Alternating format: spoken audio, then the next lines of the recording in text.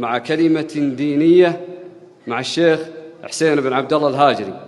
بسم الله الرحمن الرحيم، والصلاة والسلام على أشرف الأنبياء والمرسلين.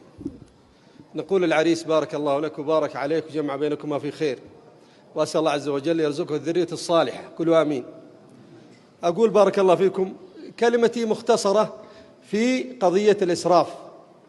الحقيقة مما نرى من إسراف في المناسبات وإسراف في المال وإسراف في المعاصي، لأن الإسراف أنواع، هو 7 أنواع لكن بعطيكم 3. أول إسراف الإسراف في المعاصي، قل يا عبادي الذين أسرفوا على أنفسهم لا تقنطوا من رحمة الله. كيف الإسراف في المعاصي؟ كان يعصي الله بخفية ويستحي، وشوي طلع بدأ يجاهر، بدأ يدعو الناس لهذه المعصية، بدأ يكره الحق، يكره أهل الخير، ما يحب أحد يقول له شيء. من هذه الناحية يبدأ الإنسان يسرف على نفسه، والحل هو أن يتوب ويرجع إلى الله عز وجل. قل يا عبادي الذين أسرفوا على أنفسهم لا تقنطوا من رحمة الله إن الله يغفر الذنوب جميعا إنه هو الغفور الرحيم. الإسراف الثاني بارك الله فيكم الإسراف في المال، ضياع مال. كيف أسرف في المال؟ إني يعطي المال واحد ما يقدره، مثل واحد يعطي ولده كل شوي يحول له 1000 ريال 2000 والولد ضايعه يضيع المال، هذا لا عاد تحول له. أيضا الإسراف في المال الرفاهية الزايدة، الرفاهية الزايدة لازم يكون كنبنا وأثاثنا من تركيا ومن إيطاليا ومن كل مكان، ولازم تكون السيارة كذا، والمبالغات التي ما أنزل الله بها من سلطان. أيضا الحفلات اللي جتنا، رجع من مكة من الحج صلحوا له كعبة بالكيك وراح يقصها و500 600 ريال، تخرج من أولى ابتدائي ولا من الروضة صلحوا له حفلة وفصلوا له بشت وجابوا له حلويات. ليش الإسراف واللعب في هذا المال بهذه الطريقة؟ أيضا مبالغات وإسراف في تجاوز الحد. شو الإسراف؟ هو مجاوزة الحد. أيضا المبالغة في الديات 50 مليون 60 مليون. ليش المبالغة في الديات بهذه الطريقة؟ فلا يجوز بأي حال من الأحوال المبالغة في الشيء.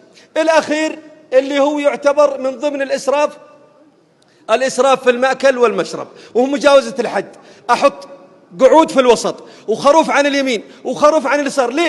ليه إسراف هذا؟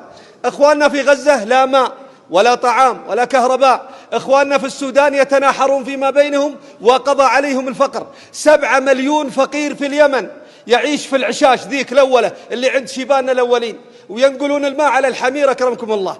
إذا لازم أن نحمد الله على هذه النعمة، وإذا ما حمدنا الله سوف تزول. وإيش الحل؟ خلك وسط، والذين إذا أنفقوا لم يسرفوا ولم يقتروا وكان بين ذلك قواما. خلك متقادي وخلك في الأمور الوسط، ولا تجعل يدك مغلولة إلى عنقك ولا تبسطها كل البسط. لا نقول تعال بخيل ولا نقول تفك الحبل إلى الأخير. كلوا واشربوا من غير إسراف ولا مخيلة. هذه ثقافة لازم نربي أبنائنا عليها، نربي جيلنا عليها، ثقافة عدم الإسراف. إذا أكلت في مطعم اطلب على قدك يا أخي. بعضهم يطلب في المطعم 2.5 حبة وما غيره وعياله، وكلوا حبة قال ألوه يا الريسبشن حق الفندق سلام عليكم ارسل لي العامل بالله بقي 1.5 حبة. أنت ليش من أول تطلب هذا الطلب الزايد؟ ليش ما تطلب على قدك؟ ليش كل هذا الإسراف في المأكل والمشرب؟ أسأل الله عز وجل أن يديم علينا وعليكم هذه النعمة. والله إذا ما شكرنا هذه النعمة أنها ستزول، فنحمد الله على هذه النعمة. وأسأل الله عز وجل كما جمعنا في هذا المجلس أن يجمعنا وإياكم في دار الكرامة. وصلى الله وسلم على نبينا محمد. جزاك الله خيرا.